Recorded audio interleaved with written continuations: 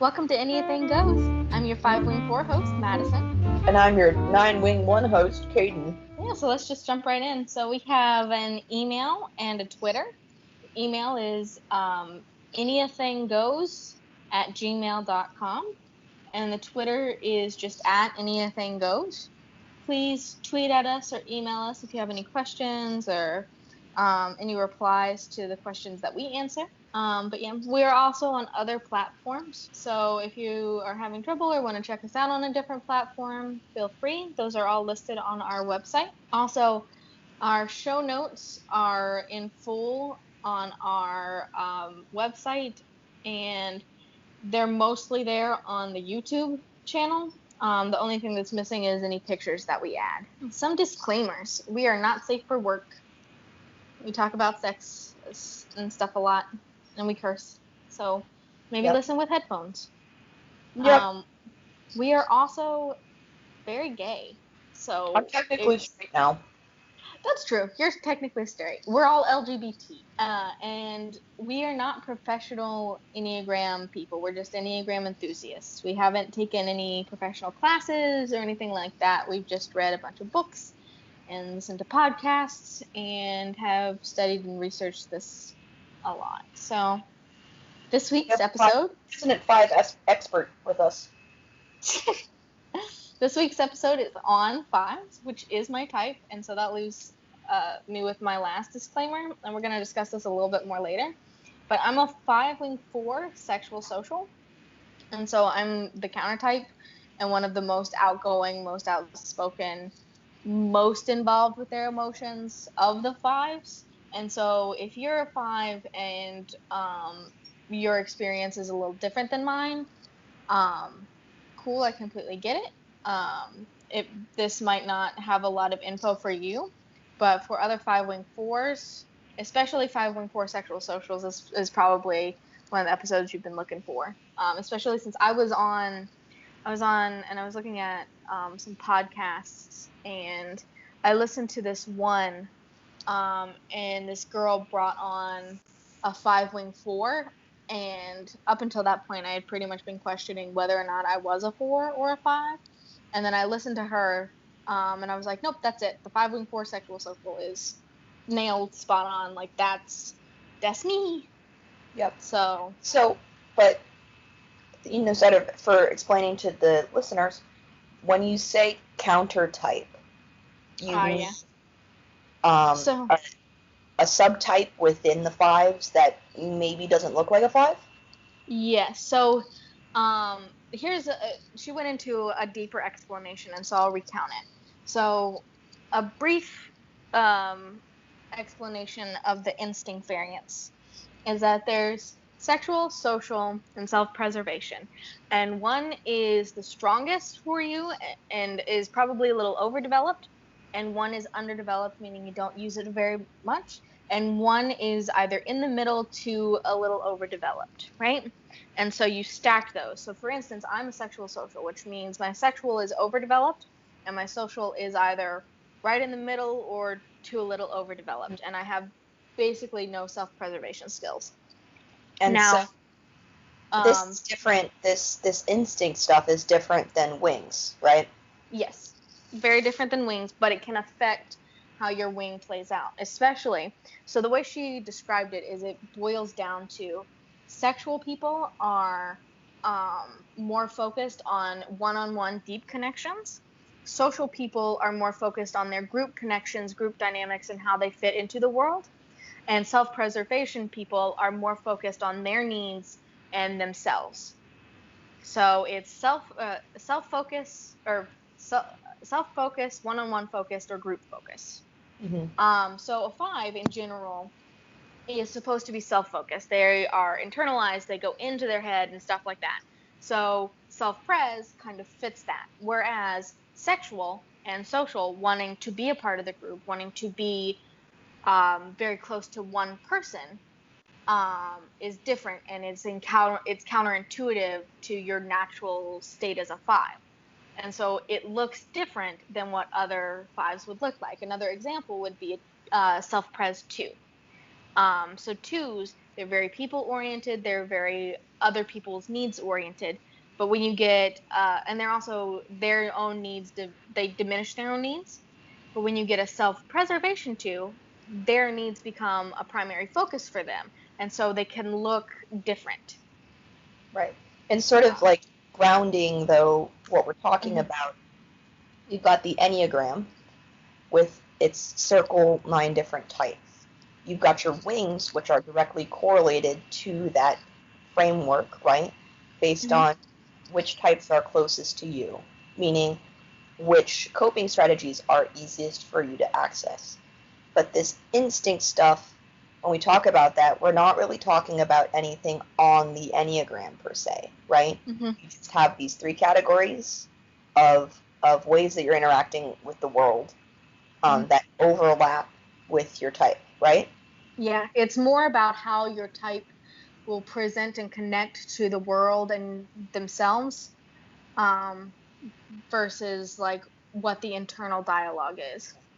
So when you say, though, that like 5s are oriented towards the internal, but you're more oriented towards 1, that's just saying that the way that the 5 views the world is similar to people who use the that type of method to interact with the world, right? Yes. Okay, so you could double down on that and have someone that's even more of what we think of as a stereotypical 5, or we could have someone who sort of balances themselves out, balances their internal view of the world out by interacting with the world in a way that's different from that. Yeah. Okay. But yeah, the person I was listening to also said you shouldn't dive into subtypes until much later, until at least a year in. I am going to disagree, because their reasoning was that when you find your subtype, that it can excuse some of your behavior. And it's I found her podcast. It's the Enneagram Journey. Susan Stable. I think that's how you pronounce it. Stabile, maybe. I don't know. She said that if you find it too early, you can use it to excuse your behavior. However, in the episode of the 5-wing-4 sexual social, this 5 approaches her and is still having trouble typing herself, and is like, I connect with the 5, but I have this and this and this. And the girl goes, look up sexual social instinct variance. Literally before this girl even knows what her actual type is. So I'm calling a little bullshit. I think that if you are having trouble typing yourself, diving into instinct variance might actually help you. It might also confuse you. But if you are a counter type, it can reaffirm you and be like, yes, this is my type, this is what I was feeling, but this is also the disconnect that I was feeling towards everything that was being put up, because I don't present that way necessarily. And maybe this is my 9 self talking, but I think, the way I approach the Enneagram is it's a tool for you to get to know yourself better, and have compassion for yourself. And so you can use literally anything on the Enneagram to try and excuse your behavior, but that's not the goal. The goal isn't to excuse it and sort of remove any sort of responsibility from yourself. It's to understand and accept why you do the things you do. And then once you acknowledge them, work towards being like a healthier version of yourself. Yeah. So I have not listened to her entire episode on instinct variance yet, so I don't know why exactly she thinks it makes you excuse your behavior. But I don't think, I could not possibly see how it would. I think it can just be type affirming. So definitely, if you are having trouble and you've been at it for a while and you just can't figure it out, look at your subtypes. Yes. And look at your instincts. I am interested in the something that's always sort of confused me generally is that I get the Enneagram and the sort of idea of having a type and the idea of having a wing, right? But I have never really got, and maybe this is just because I haven't really dug, but exactly how instinct variance, because you hear the word instinct and you think the body center, right? But that's not really what it is. So exactly how instinct variance came about and how they interact with the classic Enneagram diagram. I can't remember who did them, so I'm going to look that up real quick. But they're they are something, right? I've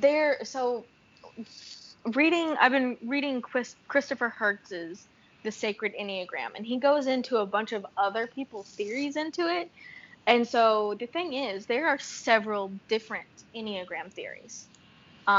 Like just so many. I can't remember how many. There's like the Enneagram of personality. There's the Enneagram, the narrative Enneagram. There's all these different ones. And so every single person has their own, every single person who's researched and has put out books has their own take on the Enneagram and adds different stuff. And so the instinct variants are very much a part of the full Enneagram theory, but for just one person. So hold on one second. Yeah. Sorry, Fives, that we've gone on a complete tangent, but I have a feeling that you might like it. Yeah. It's Beatrice Chestnut's, her theory. So it's a whole thing. I'm learning a lot from his book. But yeah, so ready to dive on in to our question of the week, or the answer to our question of the week last week. So my theory is that recap on the question real quick, sorry. The question was, Fives, did you go to your high school reunion / are you going to go? So my theory is it depends on which wing you have. That is very interesting. Because, you can give your answer, but I know my father is a 5-wing-6. I sent him the Enneagram, and the first thing he said back to me was, well, I'm obviously some type of 5.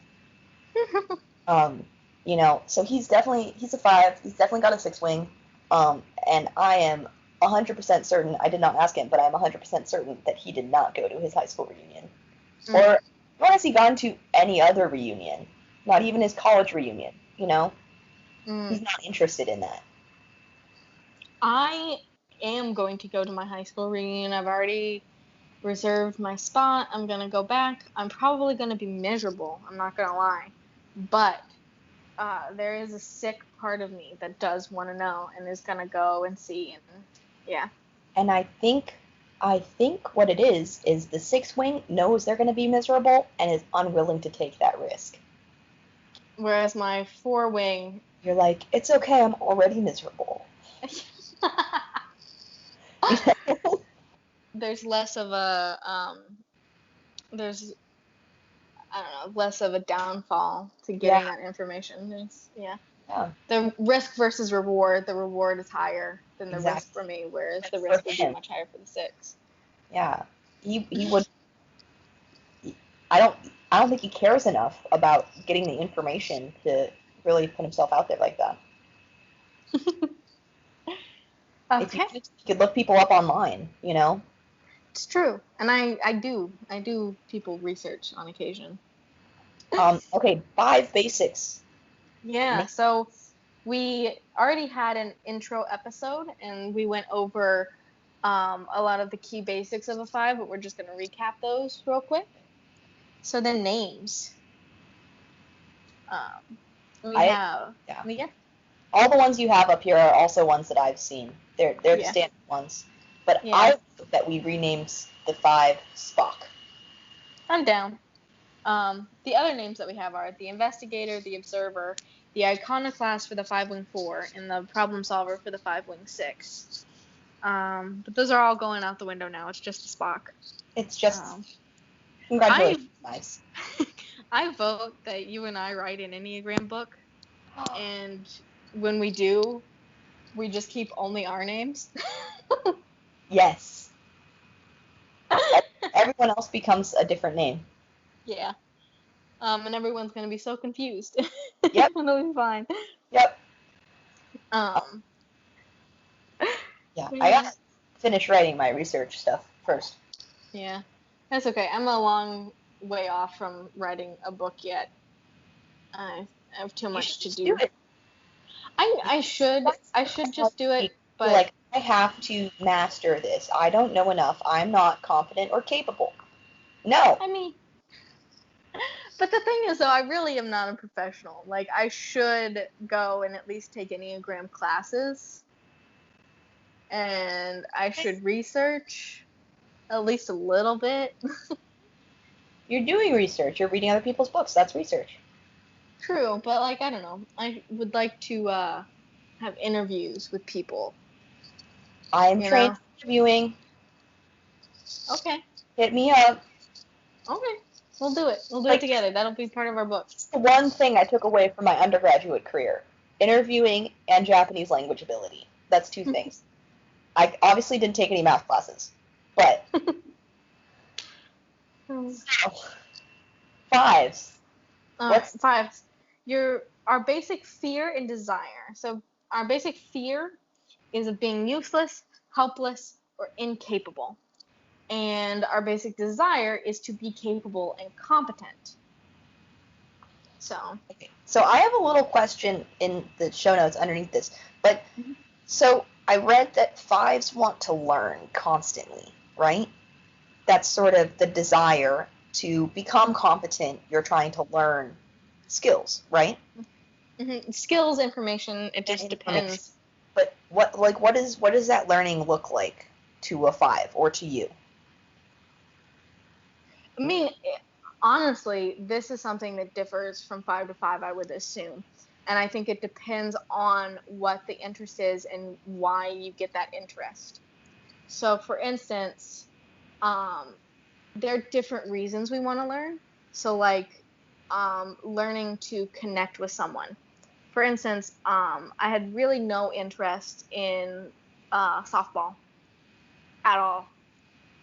Never watched it at all. But you became my friend. And so I was like, well, softball is a very important part of his life.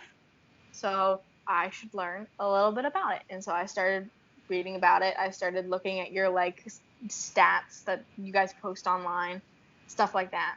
And so it was just a lot of hours of like reading, but not a lot of like watching softball or something like that. Whereas a 5 who's actually interested in softball just to be interested in softball would probably want to play softball, would probably take classes in and join like community teams while also researching online.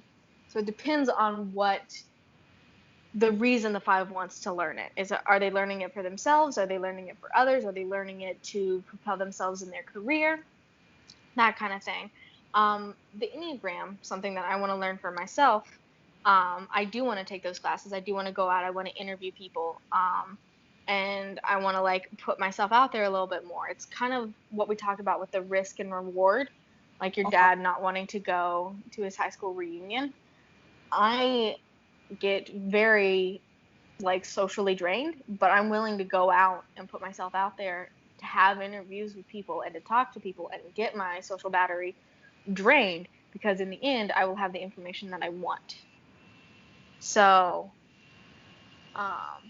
could be classes, could be doing activities, could be experimenting, could be whatever it means to you. Just looks different.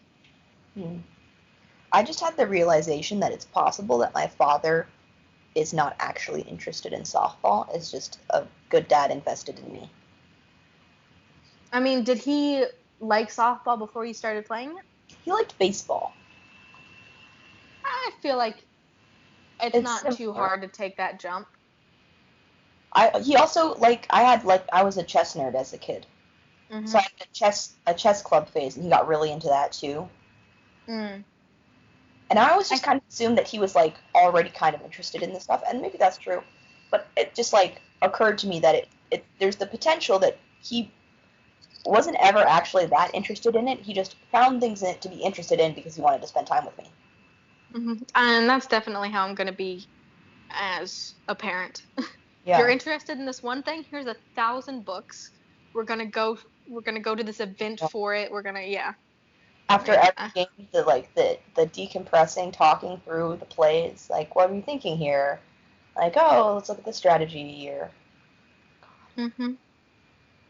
Yeah, that's how fives connect. They find something you're interested in and they learn about it, so they can engage you in a way that feels safe. Because fives don't generally like small talk, and that's talking about their emotions.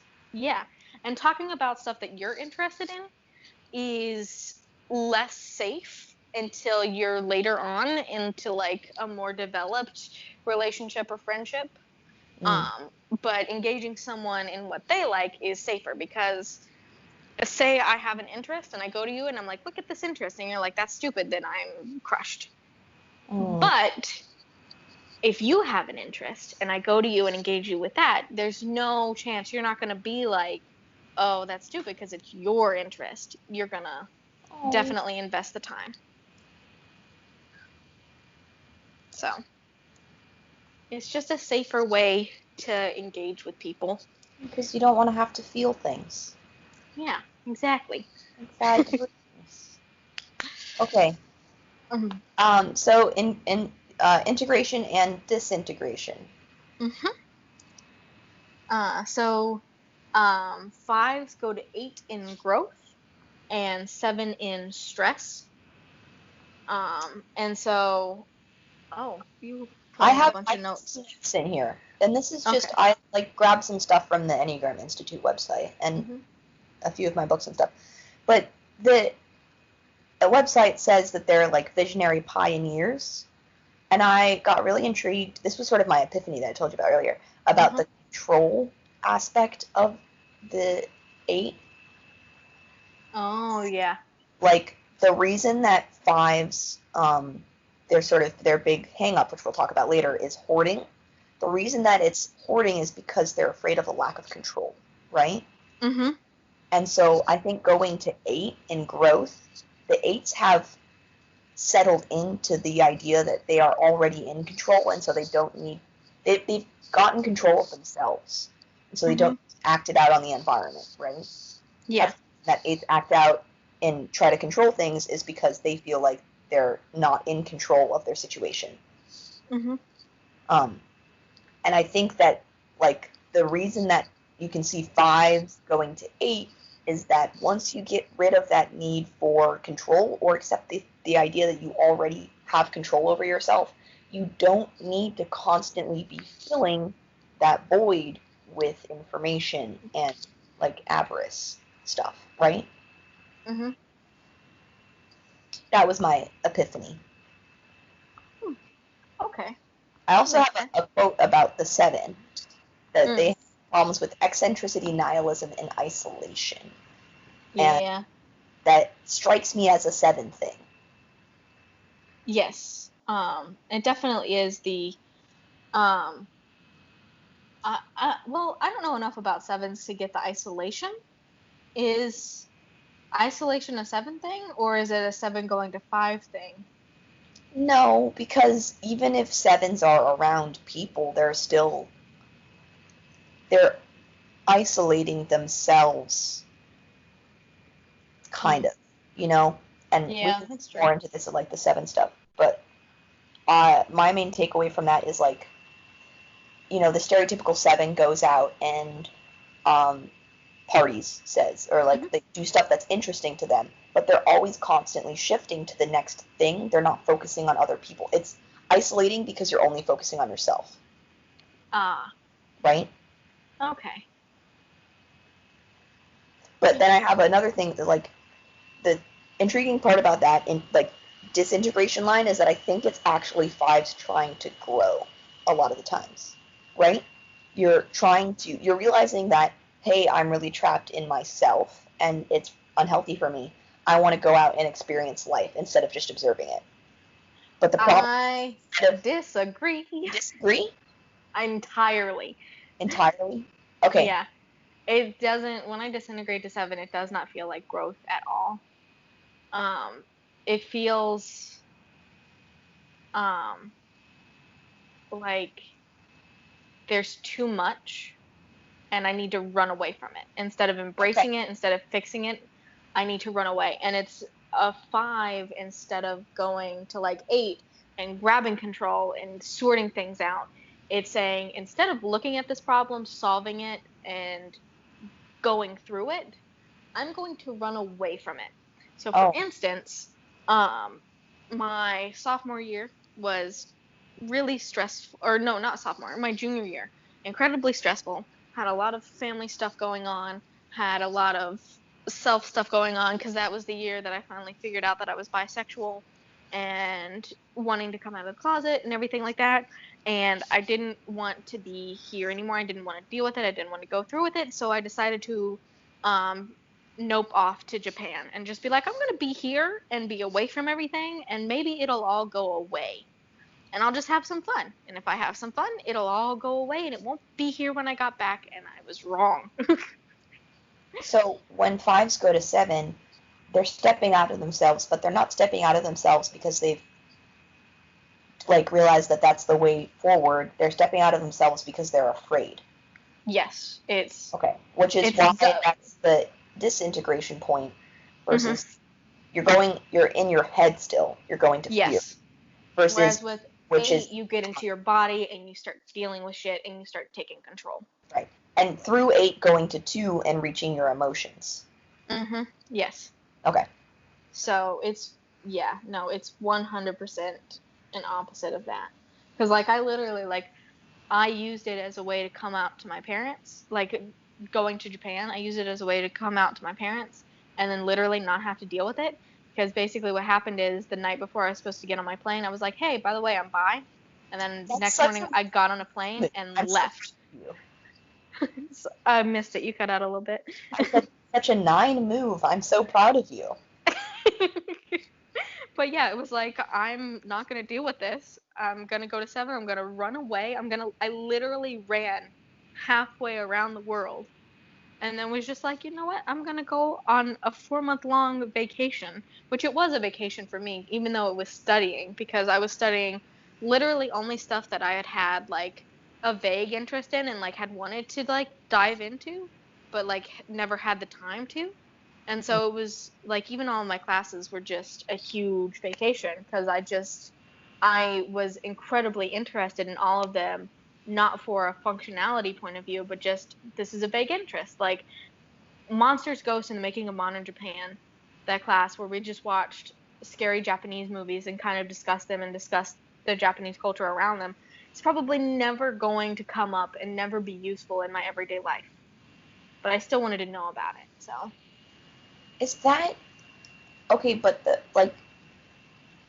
the thing about the 5, is it better for 5s when they just go do things that they find interesting instead of being like, well, this has to like be useful for something? I don't know. It can be both. Because like for instance, like right now, the Enneagram stuff, it is a little useful in everyday life, but like it's mostly just a side hobby for me.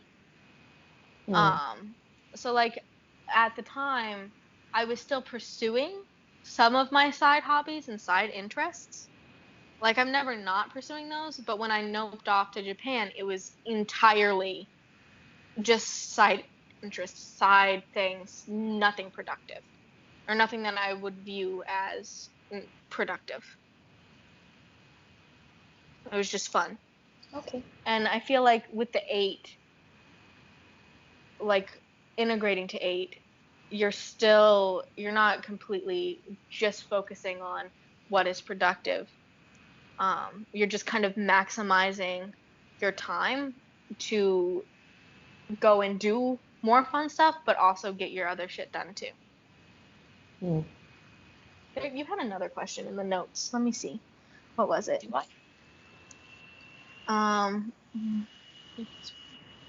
Do you need to trust yourself more? Is that the 8 thing? So the thing is, as a 5, I do fairly often trust myself. It's my the environment feeling. I don't trust. It's the environment I don't trust, and it's my feelings I don't trust, which is why I'll be like feeling something, and I'll just internalize it, take it into my head, and pick it apart. Instead of actually feeling it. Because I don't necessarily trust it. Like, I still feel it intensely, but I detach myself from it, pick it apart. So, like, for instance, I had a breakup that was kind of weird. We broke up at the beach while I was on vacation with him and his family. Because he was a dick. He's nice. We're friends still. It's okay. It was also it was a weird situation. It was my decision to not get back together with him. It was just weird. I'm not going to go into it very much. But he had wanted to get back together while we were at the beach, and I said, no, we're not going to do that because you keep getting together and breaking up with me, and this has been like 2 years of just nonstop breaking up and getting back together, and I don't think I want to keep doing that anymore. Especially since this was like 2 to 3 weeks before I was supposed to fly off to Japan, and so I didn't want to get to Japan and then have to deal with a breakup while I was there. I was like, I'm just going to go with a clean slate. Because I knew as soon as I got there, he'd probably break up with me again.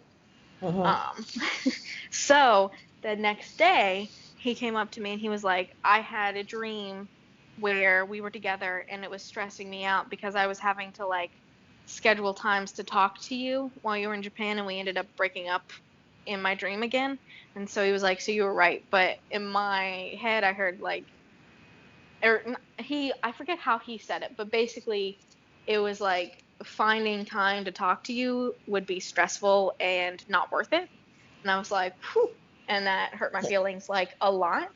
But then I was like, I know he didn't mean it, so I shouldn't be feeling this way. And so I just, like, that entire afternoon, I kind of like secluded myself in a corner and was just like picking apart my emotions. And like his aunt Margie came up to me and was like, you seem sad. Do you want to talk about it? And she is also like a licensed therapist. And so I was like, no, it's fine. I'm just dealing with stuff in my head. And she was like, okay. And she know. Okay. She just okay. I don't know why I went Midwestern there. You're definitely not from the Midwest. Yeah. There. But yeah. So it was just like, I couldn't, because like intellectually, I knew that that's not what he meant. To be like, it's stressful to talk to you and like, you know. But like, I felt that way. Are thinking through things in a way that's invalidating your emotions instead of actually feeling your emotions. Exactly. So I feel like do you need to trust yourself more is less trusting and more accepting, and less like, because my logic was sound. Like, he didn't mean to hurt my feelings. He didn't mean it that way. So I needed to trust that, but I also needed to trust, and like, I did trust that I felt the way I felt, but I needed to accept that the way that I felt. But that was a valid way to feel. Because, you know, it's hard to mix together logic of what I want an outcome to be and the reality of, you know, this is feeling right now. Yeah.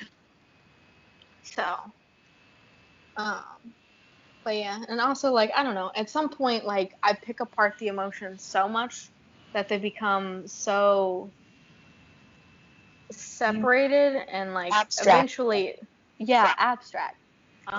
And so, KJ, he doesn't really make fun of it, but I have this, like, little wheel of, like, emotions, and basically you start in the center, and it's, like, sad, mad, happy, bad, right?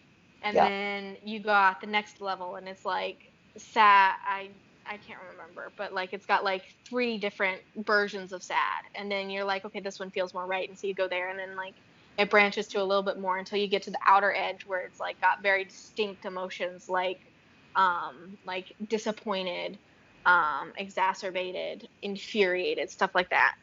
And so like sometimes I've picked it apart so much that I have to go back to the wheel, and I just go to the wheel and I'm like, okay, sad, this is sad, and I have to go out until I find my emotion. Intelligence and emotional intelligence, but none of the other things. Yeah. So it's funny because KJ will try and ask me how I'm feeling, and I'll be like, I have no idea. And he'll be like, do you need your wheel? I'm like, yeah, I need my wheel. I'll put the wheel in the show notes in case other fives need it. Yeah. That is useful. Yeah, Speaking the wheel is useful. Emotional intelligence, let's talk about intelligence centers. Did you like the transition? Was that good? I did like that transition. You're so good at that. Woo! So, fives are part of the intelligence and fear center. It means that we are pretty much in our head. We pretty much live in our head, obsessed with more of our thoughts and stuff like that, disconnected from our body and feelings. Though, according to Huertz, we are the five. So there's like, you know how we've discussed there's the internal, like with the heart center, there was the internal heart center and the external heart center, and then like the three is the center and the weird one. So fives are the internal head center. Yep. Which makes them more connected to their feelings and less connected to their body. And I think apparently the seven is supposed to be more connected with their body, less connected with their feelings. Yeah. And that's one of the differences. So, just a little tidbit about the seven. My partner's a seven, right? And so, I think particularly like one of the things I noticed when we were first getting together was that so first of all, she's a writer. Mm-hmm. So she's got like a very literary way of looking at things.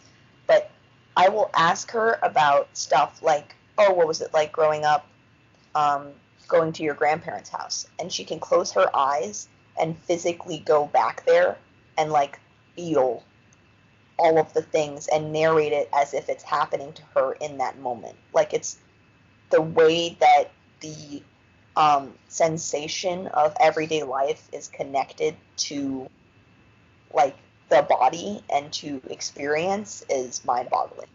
Mm-hmm. Versus the five, where you can, I talk to you and you recall in detail for me, like almost word for word what I've said in specific conversations that I don't even remember, but you like have it up in your head, but it's not. Yeah. Remember the time I feel like you looked freaked out when we were discussing, because you asked me if we were friends, and I was like, no, we're not friends. You're a surface friend or more an acquaintance. And you were like, what? And I was like, yeah. And I recalled every time that we had a text message conversation. And like, I never initiated a text message conversation with you. Yeah. And I was like, you can't be my friend if you've never initiated a text message conversation with me. Especially since I feel like the only one that you had initiated was for class. And I was like, that doesn't count. So you were like, oh. I was like, how do you remember all of that stuff? Why? How does your brain have all that space? Mm-hmm. And it's because, so reaching out and like, I don't know, sending out a text message like, hey, you want to do this? is like a very fearful, because there's rejection there.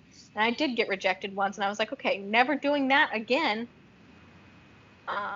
Because like I sent you, there was like a beer thing going on, like I can't remember, and I was like, hey, you want to go? Or like I sent a text message about it, and you just went LOL, like a one word, and I was like, okay, bye, I'm gonna just go die, it's fine. Oh. So like there's like the emotion wrapped up in that, and that's why I can remember it very clearly in very vivid detail and like all of that. But I don't have, like, I can't tell you I can't tell you what the weather was like that day. Like, I can't, like, I have no idea what I was feeling. I have no connection to my body, but I can tell you, like, emotionally where I was. And so, yeah. But yeah. So that's the intelligence center. Fives, mostly in their intelligence center and fear center, a little bit in their heart and emotions. Right, especially the 5-wing 4, which bridges that gap. Mm-hmm. It bridges the gap, and so there's definitely more emotional connection to them. But yeah, ready to move on to some new stuff?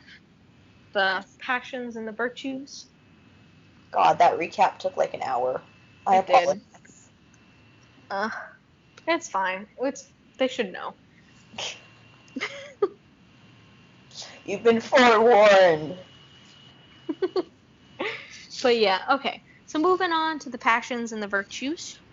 So there are several Enneagram theories related to these. And most of them revolve around like the 7 deadly sins, with 2 being added, which are fear and deceit. And it's basically what most people feel is like the pitfalls of each type, or like the sins, or if you're into a very Christian-y form of the Enneagram, what kind of removes you from God. But we're not really Christian around here. Nope. So we mainly focused on Huertz's because his is less judgmental, and he also doesn't think that the names themselves fit very well. And so he changes them up a little bit. And he says that, quote, I understand the passions to be our ego's basic coping tool to reconnect with essence, the most rudimentary contrivance we instinctively appeal to in our unconscious attempt to find our way home. The passions could be viewed like a small keychain flashlight used while lost in the middle of a forest. Though it may seem helpful because of the brightness of the simple light in the darkness, it is still an entirely inadequate lifeline. But yeah, so moving on a little bit. I think going back to sort of, I'm going to derail our conversation again, but going back to the idea of the instinct variance, it's easy to see how like the types, and really what categorizes the types as types, is that we've overdeveloped certain parts of ourselves and underdeveloped other parts of ourselves. For the 5, they've overdeveloped their head and their analysis of things, right? And they underdeveloped their emotions and their connection to their body. Yep. And that's sort of like a different way to understand the passions, right? The coping tool is what you have overdeveloped. Yeah, okay, I'm picking up what you're putting down. No. I will agree with that, at least in the 5's case. I'm trying to think. That seems right. I mean, so, yeah. No, yeah? Continue. Okay. Continue. So the 5's passion is greed or avarice. And we have a tendency to hoard. So I'm going to read you Huertz's quote from this. And he breaks it down into different parts. There's the carnal hunger, emotional ache, and what was the other one? Carnal hunger, emotional ache, existential restlessness. And so they all feed into each other. Carnal hunger plus emotional ache equals existential restlessness.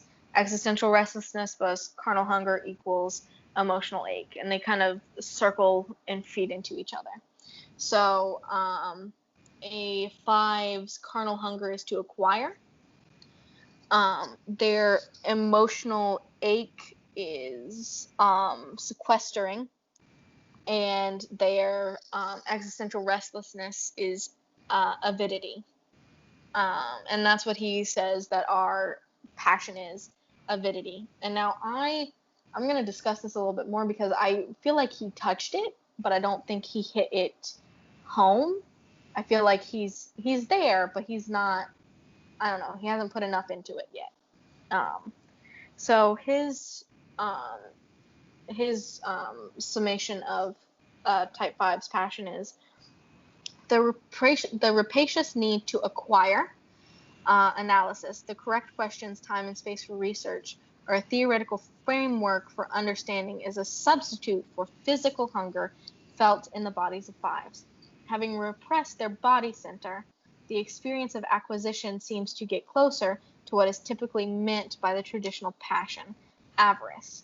Feeding this acquisitive hunger supports the sequestering of the five's heart by their mind, a handing over of their emotional self to their mental faculties as a way of managing their distrust of their feelings, which must be accountable to their cerebral aptitudes.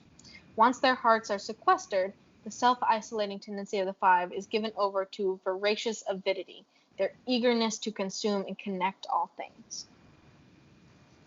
So I think he touched it, which is I think he nailed the repressing the body center and the sequestering of the heart, and that, which is basically what we talked about with me not trusting my emotions and just picking them apart.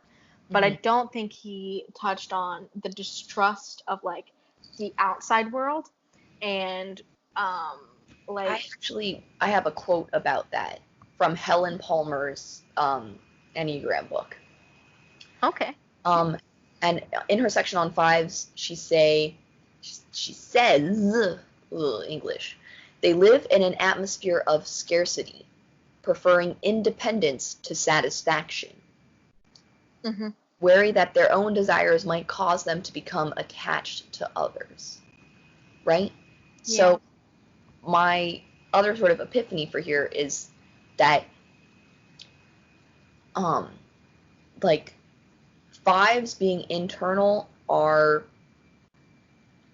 it's self-oriented because the external has become weaponized against them, right? Mm-hmm. Yes. And what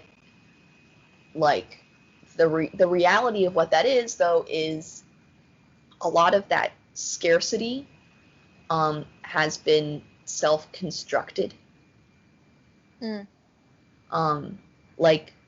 reason why fives are trying to fill that hole, is because they've disconnected from their body and their heart, right? Yeah. That's not a big revelation for you, but it was for me. Oh, okay. Very good. Yes, this is revelation. I was I've cracked it. I've cracked the code. That's me. I'm the meme. Yeah, you don't shit. Yeah. But yeah, I also feel with this, he kind of kept it to just mental things. Their eagerness to consume and connect all things had more of because it's not necessarily consume. Because to consume is to use, right? Whereas I like to hoard. And it's not just I like to I'm very possessive of the people that I have deemed mine. So it's people related, it's things related. I am uncomfortable if I don't have a backup shampoo and conditioner. I have the ones that I'm using, and then I have a set ready to go under the counter. I have a Sam's Club membership, which I'll text you about. We were listening to the Enneagram for Idiots podcast, and they were talking about their chicken wing stuff, and I was I just bought a 5-pound bag of chicken nuggets from Sam's Club, but also KJ and Natalie, I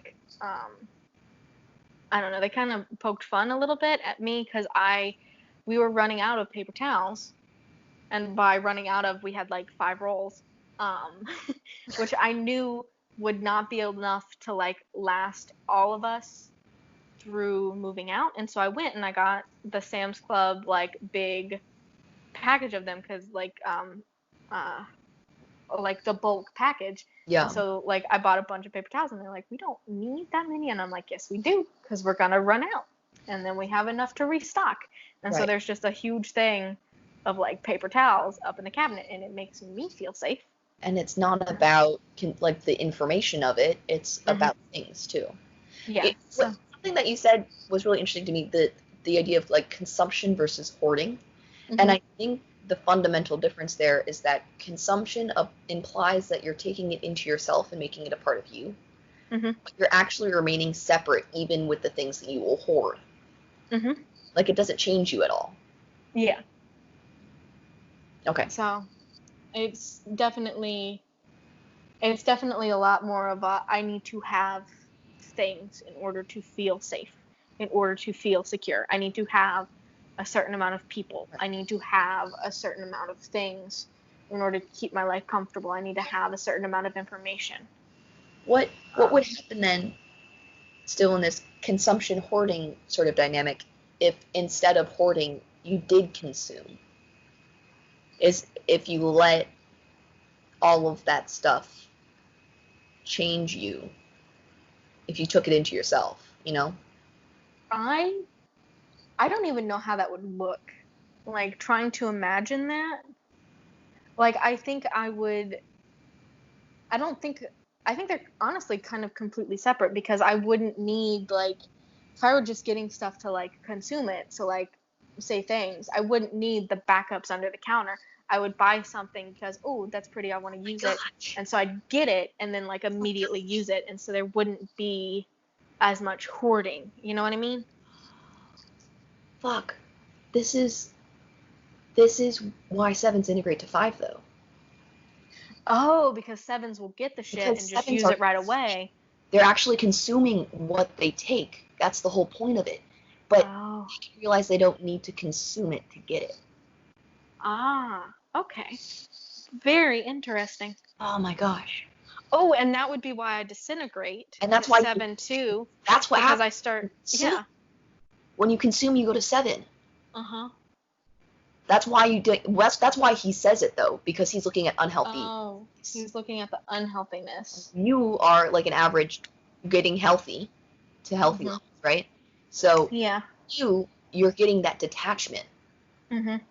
So you're not actually consuming things, you're just hoarding them. Yeah. Okay. That must have been why I was, like, feeling it, but not really feeling it, because he's looking at... touching at the unhealthy levels. Yeah, well, I think he's mainly focusing on the unhealthy levels. Whereas, like, even at average, you'll still have your passion and virtue. It just looks more hoarding. Yeah. Which I think is probably why all the other ones name it as, like, greed or avarice, because it's the attempt to hold it, and so they're looking more at, like, your average levels, whereas he's looking at completely unhealthy levels. Mm-hmm. Okay, we cracked the code. We cracked it. But yeah, I feel I'm gonna look through my other quotes real quick. I think we touched on a lot of this stuff. I think so. I'm gonna see if there was anything. Yeah. Okay, I have a thing about your quote about your story. Oh yeah. Here, I'll read the quote. 5s tend to see their amount of energy, money, time, affection with the people. That was, like, my whole people hoarding thing, as fixed, so it has to be hoarded. The reason they appear antisocial is they see other people as a drain on them. On a plane about 6 months ago, I decided my seatmate was a 5, engaged him in conversation, and at one point asked him what his metaphor for life was. He said he was a battery. When I asked him what drained his battery, he replied, people. He was friendly, from a small town, enjoyed his family and friends, but they do drain one. So here's where my thing, I think I failed to really expand on what I was talking about. Because when I say that 5s have caused their own scarcity, I'm saying that the reason 5s feel drained by other people is because they've chosen to detach from them, right? So they're like, you're only a battery or you're only an island because you've created that space, right? And I think that I have another little note somewhere, but the detachment of the 5 is not actually from things. It's from themselves. When, like, 5s, and this is my interpretation and reading of it, but when 5s integrate, what they drop is not necessarily their need to accumulate things. It's like freeing themselves from their own sort of biases and perceptions about the world that are hindering them from actually learning like they want to, right? Like I was thinking about like meditation, and how fives are trying to meditate to gain enlightenment, quote unquote, or like they're trying to meditate to find a truth, right? But instead of like seeing the thoughts and seeing the emotions and accepting them and letting them pass, they're taking every one of them and bringing them close and examining them and saying that if I can take all of this stuff and just bring it in and look at it and like hold it, then that'll help me. And like that's how to meditate, instead of saying I just need to observe it and I need to let it go. Thoughts? I'm not kind of, so I read your like note here, which is fives don't realize they have caused their own scarcity. People aren't actually draining your energy. It's because you've chosen to detach from people that they're draining you. The end of that did not match up to like that question for me. I'm not entirely sure what you meant. And also and this might just be because I'm a 5 and I'm in my own world perceptive, but people are actually draining my energy. They do. 100%. Like it's not, that is not something that I am. So like they're like reaffirming points. And I can think of several points in time where people actually were like 100% a drain of energy just because, I don't know. So like for instance, freshman year of college, I was in this class and we were in a group project, and I fucking hate group projects because no one pulls their own fucking weight. And so what had happened was I got pneumonia and we had a snowstorm, right? And I had finished up a full portion of our project that we were all supposed to work on, right? I had done it all by myself because everyone else had said, oh, I can't do this, I can't do this. But I got pneumonia and I couldn't go to class to turn it in. And so I asked everyone in the group if they could pick it up from my dorm room and bring it to class, right? Yep. Bear in mind, 3 of the people lived in the same dorm with me. So they literally would have only had to like stop by my room on their way to class.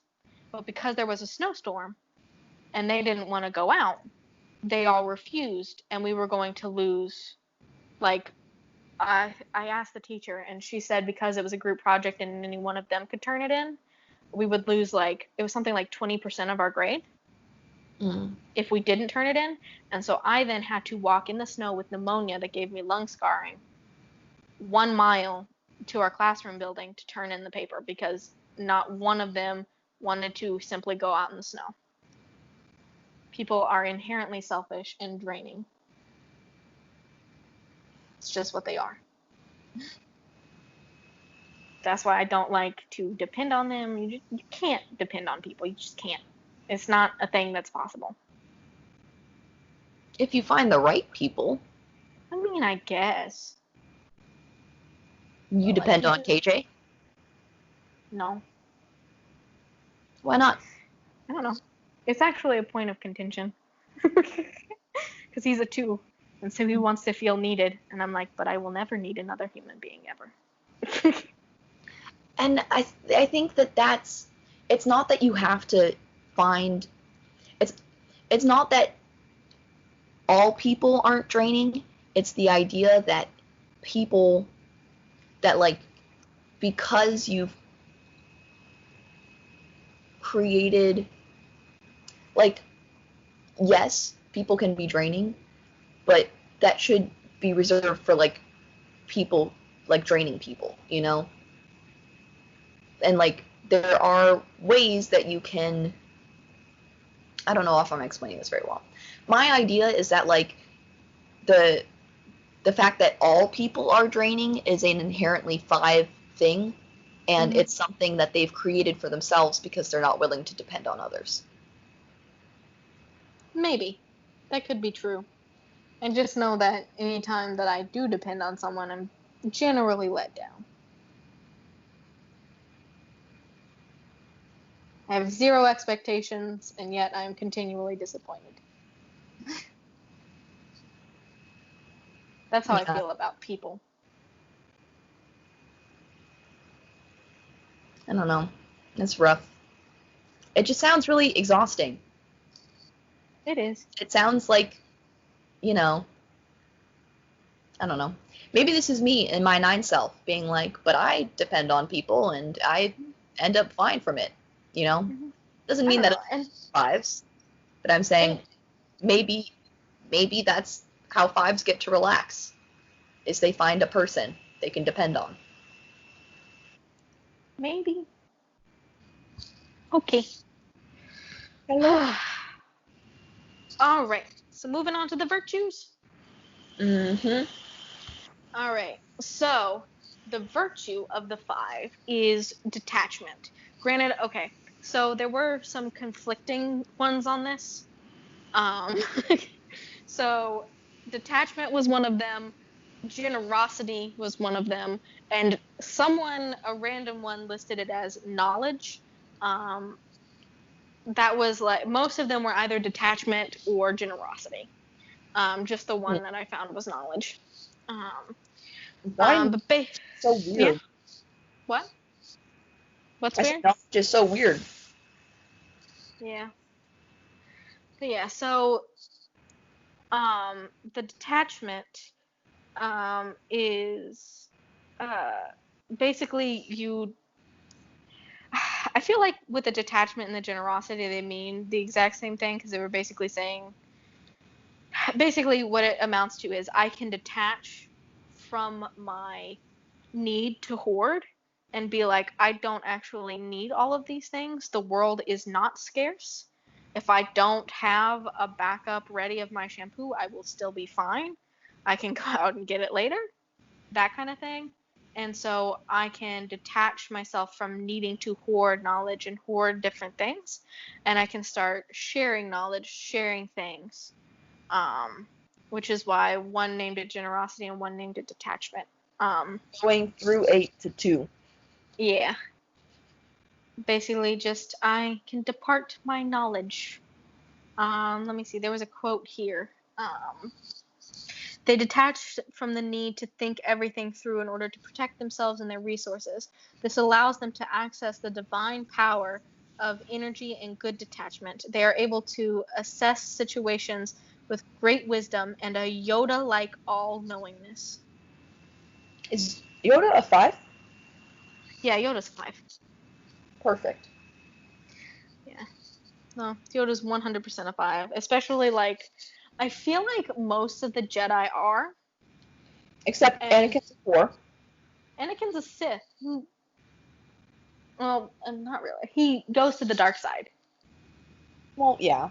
People who go to the dark side aren't 5s, because the whole Jedi thing is you have to detach from your emotions. You can't feel them. You can't do that. And that's why, like, Luke, they try and goad him into feeling anger about, like, his people dying and stuff like that. And they try and goad him into it. And he finds his, like, Jedi Zen and is like, no, I'm not going to feel anger. I'm going to feel nothing. I'm going to do this completely neutral.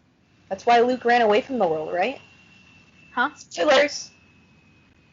What? What'd you say? I said that's why Luke ran away from the world. He wouldn't be a hermit. Yep. It's like, fuck you guys. And he left. Mm-hmm. Yep.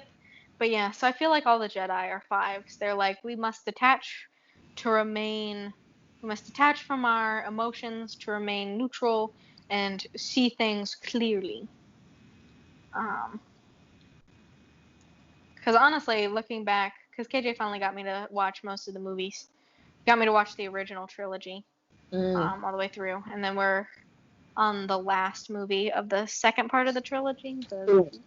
Yeah. Leia's an 8. Yeah, Leia's an 8. But yeah, all of the Jedi that I have met so far who stay Jedi, who don't go to the dark side, are 5s. Agreed? That tracks. Yeah. But yeah, so... Blind spots? Yeah, sure. So, a lot of blind spots for the 5 that I listed, and I feel like it's more just me being hard on myself. They're a bunch that I found. This is so one-sided. Yeah, I know, the strengths hardly have anything. We should sandwich, like, do like the blind spots, but then, like, do a positive thing again, you know? That's how they teach you how to give criticism in school, right?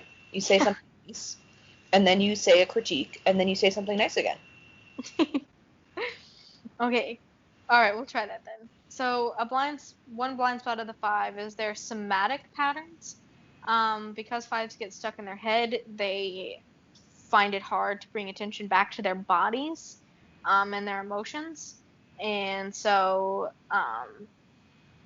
they can become very sensitive to sound, touch, people, etc. They hold most of their tension in the gut rather than their musculature, although the rib cage can be quite rigid depending on the level of fear in the body. 5s tend to go away behind their eyes. So there's a 5s, tight jaw, yes or no? I'm going to say no. I think it's right here when it says tension is in the gut, because I got the stomach ulcers from all the tension while I was in Japan. Oh. Like, I developed the stomach ulcer before I left, and then I was dealing with it while I was in Japan and a little bit while I got back. And there was a point where anytime I got remotely stressed out, because I already had that stomach ulcer, it would, like, increase my stomach acid a little bit.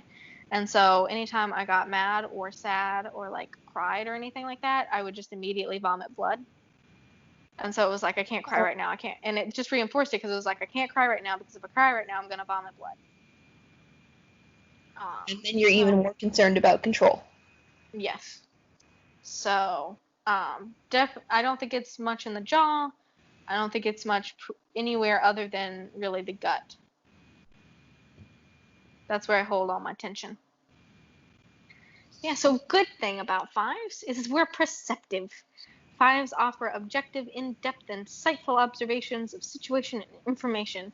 They are able to hold complex problems and data. I don't know about all that, but yeah. I guess it's true. Know about all that? Huh? What do you mean you don't know?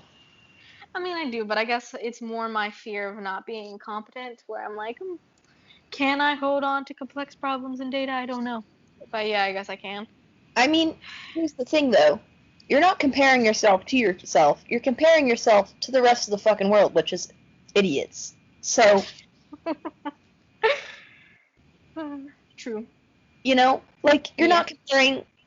I think the problem that 5s have sometimes is that they assume maybe that other people are also 5-ish.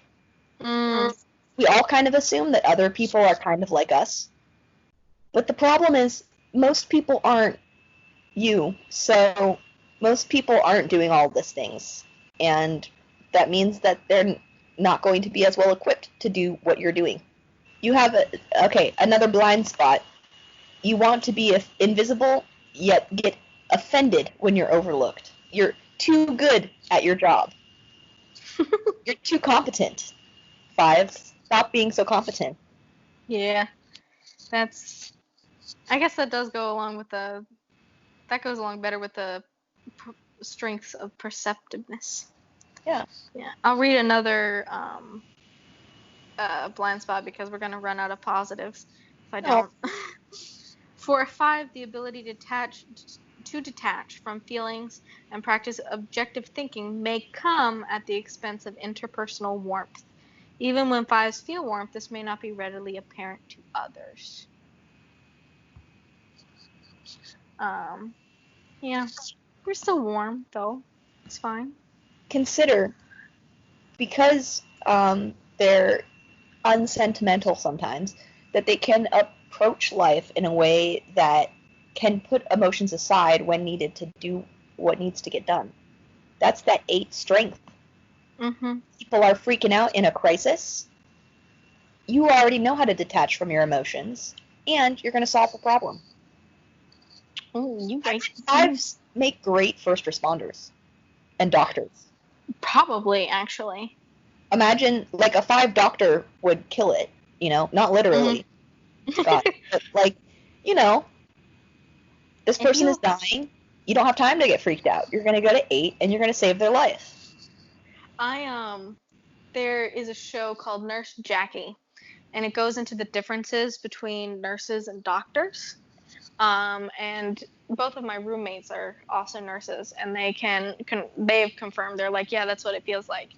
So the doctor on that show, who is best friends with the nurse, 100% a 5. And the nurse is definitely a 2. And the distinction between the doctors is that the doctors doctors don't want to save people. They don't really care about that. Like, it's good for their ego when they do, but it's more they want to cut things open, look inside, see how it works. Whereas the nurses got into it because they wanted to help people. Mm-hmm. They wanted to make people feel better. But when your life is on the line, you want someone there that has been so hyper-focused on being good at their job that there's almost no possibility of them fucking up. True. Very true. And the doctor is an amazing doctor.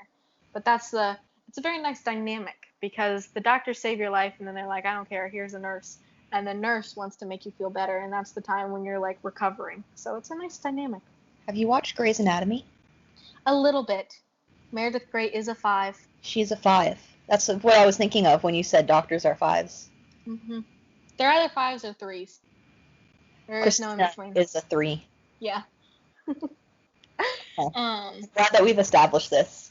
Yes. So, let's see. Another downside to the 5. In trying to explain information and share expertise, 5s may come across as patronizing or haughty. This may shut people down and makes it difficult for them to understand and pay attention to what the 5 is trying to say. I'm going to tie this together with something that I put in, I think it's from Helen Palmer, but that they can feel accomplished at being able to detach from things, which is kind of also with the unsentimental stuff, but like, mm-hmm. I would think that those are kind of connected, right? Mm-hmm. I definitely feel this, because, okay, so my one friend who's a 4 and I ceaselessly make fun of this one teacher because of what she said to me. This teacher is an 8, by the way. Uh-huh. One of her headshots, so most of the time your headshot is you smiling, you trying to look pretty presentable, like you could play a role. One of her headshots she took of her, like, sneering and, like, this angry scowl because she wanted to make producers and directors know that she could be intimidating on stage. That was her whole thing. Hard 8. This 8 teacher came up to me in front of my, like, 4 friend and was like, I think one of the problems that you have is that you are too aggressive. She told this to me. And my 4 friend was like, no, you're absolutely not. And it's because I was getting upset with this one girl. We were doing a project, and this girl, I pulled up in Google Docs, we were supposed to write a play together. This girl wrote 2 lines of the play, and we pulled it up, and I had written like 56% of the play. The other girl had written another percentage, and Emma had written less than 1%. And I basically said, Emma kept shooting down my ideas and wanted me to write her ideas for the project, but wouldn't write them down herself. And so I said to her, if you're not going to write it down, then don't bother even giving ideas, because if you're not going to actually help write it, then don't even bother. And my teacher was like, you should probably be less aggressive. But this was after like a week of working with her and trying to figure it out, and her just putting no effort in. And so I was just like, you're done. I don't care. You can put your name on this project, but you're done working on it. That 8 was projecting. That 8 was projecting. But like that's a common thing for me to get, where I will try for a while working with someone, and then I finally go to 8 and I'm like, you're done. Like, I'm taking this over. You're done. Step off, because it's in my hands now. And then I get called aggressive and haughty, and it's not true. You just didn't work with me for the entire time. I also am gonna interject that I think 5 women, or like femme presenting people, probably have that problem a lot more than 5 men. Ooh. just because there's already this thing where if you are a woman in a professional environment and you like are competent and doing your job and saying what's on your mind, people will take that as a threat. True. So even if you're just doing your job and doing it well, it can come across, like, not even for fives, for people in general, come across as being overbearing because the way that the patriarchy works. That's very true. So this might not be a downfall or a blind spot of the fives. Sure, because fives go to 8, and so they tap into that more aggressive energy. But I think that 5 women, particularly, even if they're just at average levels, and like when you're at average levels, you're still sort of accessing the 7 and the 8, right? When you're, even if you're just at average levels and you're being competent, that can come across to people. It doesn't even come across to people. People perceive that as being overly aggressive because of sexism. True. That's always one, like, I get called out on it, but I never feel like it's deserved. I don't think it is. So, I don't know. Everyone else, you can take what you want from that. Thing. I think competent women who are in the competency triad. Obviously, there are competent women who aren't in the competency triad. Competent women just get that shit. And that's nice. That felt really reaffirming. Yeah. So, good thing about a 5, a strength, is that they are curious. Their interests and intellectual ideas enable 5s to explore and build expertise in a variety of fields, topics, and theories. We're very curious, and that's good for us, and it's good for the world because we discover things. This next one, a blind spot, is definitely a call-out post for me. In relationships, commitment does not come easily to a 5. In committing to a relationship, it may feel as if they have to open themselves to the pain of the relationship, whereas solitude is not painful. This can lead to subconscious patterns of thinking in which relationships and commitment are equated with pain and struggle and cycles of wanting contact and wanting to be alone.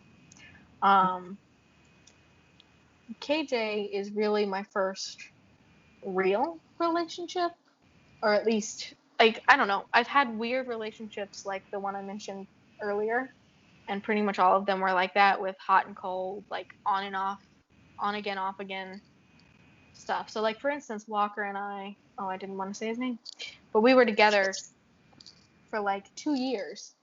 But in that 2 years, I maybe had the title of girlfriend for a total of like 10 days. And not like consecutive 10 days. Like, I'd get it, he'd break up with me, and then we'd be back together still, like, the very next day, but not like together. It's weird. And that felt comfortable, honestly. Because you didn't have to. Why? Like, because you didn't have to commit? Because you knew that the commitment was already sort of shaky, so you didn't feel like you were the one being a flake? Kind of. It's more like, I don't know, my view of relationships, I guess. Like, if you are in a relationship with someone and you are building like a future and stuff, you have to think of yourself as like part of a unit. Whereas if you're not, you can think of yourself as like an individual. So, like, for instance, right now, I'm probably not going to apply to the JET program again because of all the coronavirus stuff going on. But, like, I'm probably not going to apply again because then that would be hard on KJ. We'd have to be apart for a year, Right. But that's something that I really wanted to do. So, like, I have to kind of set that aside to think about, like, unit stuff. And, like, there was other stuff that I wanted to do. Like, I wanted to hike the entire Appalachian Trail. Probably not going to do that now because I'm in a relationship and we're going to have babies. I wanted to get TOEFL certified and probably teach English in other countries. Like, I'd been looking into doing it in, like, Spain and Italy and stuff like that. Probably can't do that now because it would mean like a year or more away from him / family that I'm building. Why can't you hike the entire Appalachian Trail? Because it would take 6 months. Well, he could go with you. He could, but he has a job. That's true. And he has stuff. And so it would either mean asking him to put that down and come with me, or it means me being away from him for 6 months and abandoning all the household stuff. Yeah, it would mean abandoning that for 6 months too. So the commitment thing, because I know like 8s can also have stuff about commitment, right? Yeah. As 7s, like that's a whole thing. Is the commitment thing about like the independence and control? A little bit, and it's also about not wanting to have to sacrifice any of my wants. Like, I want to be able to do whatever I want, whenever I want, but you can't really do that when you're in a relationship. You have to make some sacrifices. What? It's the 8-7 combo. Yeah. Because the 7s, it's about the wanting, right? And then the 8s, it's about the control. And the 5s get both of it. And it's also about, is it about emotional commitment to? Helen Palmer has this whole metaphor about like 5s growing up feeling like their walls were breached, right? There is a little bit of that too. There's a little bit of you have to open yourself up to the fear of rejection and stuff like that, and it's vulnerable, emotionally vulnerable. And like, I don't know, I have to, in order to be in a working relationship, I have to assess my feelings and communicate those appropriately in a way that is productive. And I'm not competent at that. And so 5s have emotional muscles that they need to work out. That's what it is, right? Yeah. You've got like this big like thinking muscle, right? Your brain. And you've been working your brain for however long you've been alive. And it's really good at doing that. But you haven't really been working the feeling muscle. And so it's hard. The little circle I found is supposed to be used in like with like children developing their emotional awareness. It's supposed to be best used with like 12-year-olds. Yeah. But I use my little circle. Well, it's a and that's why I was talking about like the passions and stuff and being overdeveloped in one thing and underdeveloping other things. For the 5s, a lot of the hard work of that and a lot of the pain and struggle and fear is from having that underdeveloped emotional muscle. So, I don't know. But yeah, definitely that was a call-out post. But let's see. A strength that we have is that we're very self-sufficient. The independent 5 will protect their autonomy and privacy. They prefer to ask little of others and are able to minimize their own needs. And this is different than the 2 minimizing their own needs, because 5s are actually doing it. The 2s minimize their needs, but they still need it. The 5s don't actually need it. Well, it's not really that. It's like I can assess what I actually do need. Yeah. And I can get that mostly on my own. And I will only ask people for the things that I absolutely do need, but absolutely can't get on my own. Whereas 2s will need something and be like, oh, I don't need it. So, sufficiency. Right. 5s say, I don't need your help with this. They don't need your help with that. Exactly. It's the truth. Blind spots. 5s are fiercely protective of their time, resources, essentially hoarding them. This may seem like prudence to the 5, but may be regarded as greed by others. Going home back to the avarice and stuff. We're also possessive. But yeah. Final strength. We're inventive. 5's unconventional ideas and depths of knowledge enable them to be inventive, visionary, and pioneering.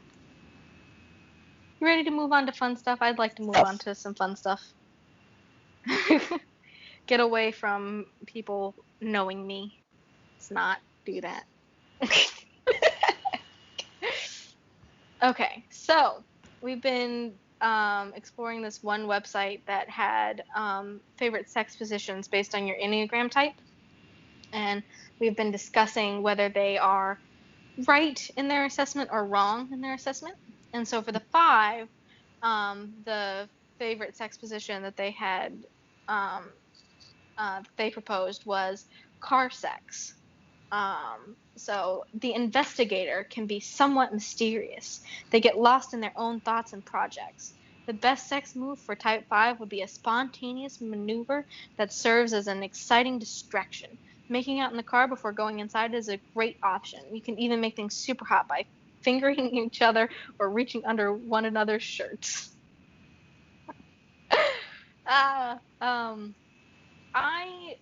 Once again, honestly, I'll give it to him because I can't think of any other position that would be specifically a type 5, especially since 5s in and of themselves are very curious. And so I feel like 5s would love to try every sex move if that were their interest. You know what I mean? Yeah, I'm having a hard time imagining anything about it, though, because maybe 5 wings 6s, though, but I'm feeling that, like, you're so detached from your body. Until yes. 7. I mean, the thing is, though, sex is one of the few things that can draw me back to my body. Oh, so, okay. I see that. Not to mention, I personally do have a very high sex drive. I don't know. I feel like it's just dependent. But yeah, so I am more interested in sex. Would like to try every position. But I feel like car sex and, like, outdoor spontaneous stuff makes sense. Especially since, like, one of our first dates, I tried to, like, take KJ to the back of his car and freaked out because, like, mall security cops, like, drove past us, and then I was like, oh fuck. And I can think of off of the top of my head just right now 5 times that I've done stuff outside. Okay. They do their stuff. Yeah, I'll give it to them. I'll give them car sex. Okay. Yeah. Talk about dogs for a second, because I don't know anything about them. I also have another recurring segment where I compare each Enneagram type to a dog and give them, like, what type of dog they would be. And so type 5s are either bloodhounds or basset hounds. Reason being is because you really have to keep basset hounds and bloodhounds fenced in or, like, tightly on a leash, because what can happen is they're primarily, like, hunting dogs and stuff. And if they get a scent, they won't want to give it up. And so people have a hard time with them escaping because they'll smell like a rabbit, and then they'll do everything they can to find the rabbit. And they'll just go down their rabbit holes, which we talk about 5s going down a lot. And so bloodhounds and basset hounds will not give up a scent or something that they are interested in until they've followed it all the way through. So, yeah. Type 5s are hound dogs. Nice. All right, moving on to memes. So the first meme that I have is a YouTube video that my friend Lily sent me and said, it's you. And it's from It's Always Sunny in Philadelphia, and it's one of the characters, and I forget his name, but he's like, you remember feelings, don't you? And then the other dude's like, I have feelings, like, every day. Do you not have feelings? And he's like, well, I mean, I built up a shell, but this girl, she cracked it, and now I'm feeling things. And that's definitely a 5. And then my other meme is the double D meme with the book that says facts, and then he opens it up. And then 5's about to info dump about their current obsession, and then opening the book, just space. I have a thing. I think any of the, like, book things for 5s, that's I finally found it, the secret of the universe. Open it up. I feel like any of those memes could be 5s. Mm-hmm. The presentation meme of, like, something, something, something, you all are just mean. It's about the knowledge of it, right? The truth. Yeah. Finding absolute truth. Or the meme of the person who's laying down in bed with their partner, and then the partner's like, I wonder what they're thinking about, and then the person is just thinking like something random, like a hot take about I don't know, a fandom or something. I don't know. But I also think that like there is potential for SpongeBob memes. Specifically, anything involving Squidward.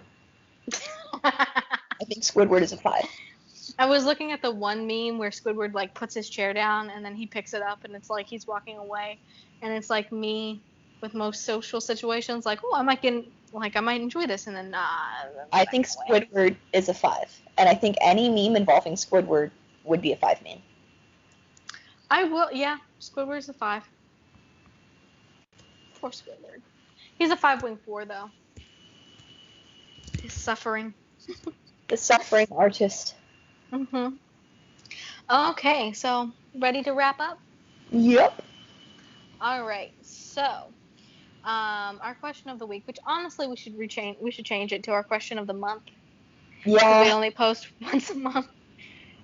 So changing it officially to question of the month then? Yeah. It makes less confusing. All right. Question of the month then for us to answer on our next episode. 6s. Do you take the red pill or the blue pill from the Matrix? 5s 100% take the red pill.